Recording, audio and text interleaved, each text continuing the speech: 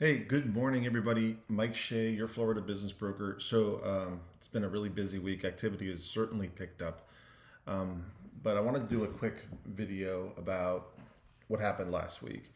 So, I'm in a BNI group, and several months ago, I went to one in Tampa just to visit and met a commercial broker who frequents this deli in the Tampa area. And he mentioned to me he thought they were selling.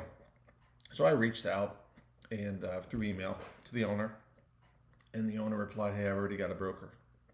Cool, great, got a broker. Good luck.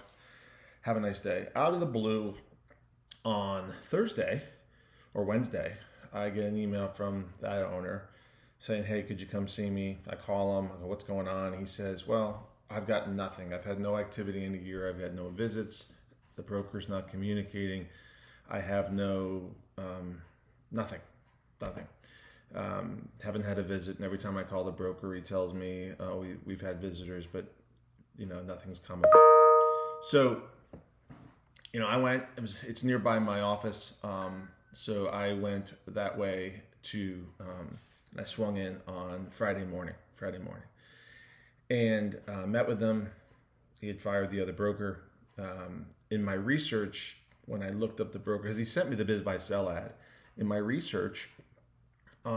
It was out there on Biz Buy Sell, but it was not on the BBF MLS, which the broker in question is a member of the BBF MLS, and that's troubling because our code of ethics say that those listings should be on both, because we're supposed to co-broker, and that's what's right for the consumer. And I pointed that out to the seller, and I said, I don't know why. It could be administrative glitch, but this is probably why you're not getting any action. And I explained why co-broking is important, and how we at Transworld operate, and how we have a co-broker friendly system, and how our technology kind of matches buyers and sellers. So he fired the broker, hired me, filled out the paperwork. I had the listing up in about an hour on the MLS. And then inside our CRM, and once he signed off on the paperwork, the CRM pushes the listing at any buyer who's ever inquired.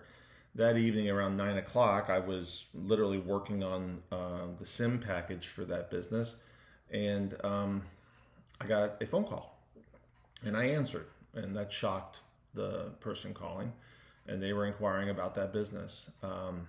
They wanted to see it the very next morning. As I'm sitting there, I'm getting inquiries, because restaurants are really popular. I'm getting lots of buyer inquiries about that restaurant, because it was priced right, good books, the cash flow was correct. I will note that the cash flow calculation from the broker on Biz Buy Sell was incorrect. It was flat out wrong. It was off by $25,000, which is also a contributing factor why the guy had no action. Anyways, we went under contract yesterday after the buyer had me draw up a contract the next day after they met with the seller. We drew it up. Seller accepted it. I got that back last night.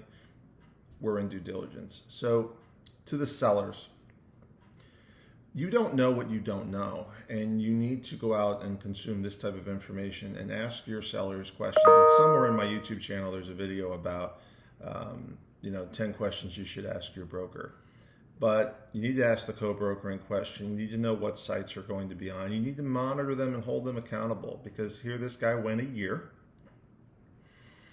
and he had a deadline he had to hit, and he gave up, in my estimate, probably $25,000 in terms of selling price, that if he had listed it properly, he would have got, because he had to be out of here by October. So do your research, do your homework, understand capabilities and skills and outcomes and results, and whether the people actually can prove they do it before you pick your broker. Have a good one.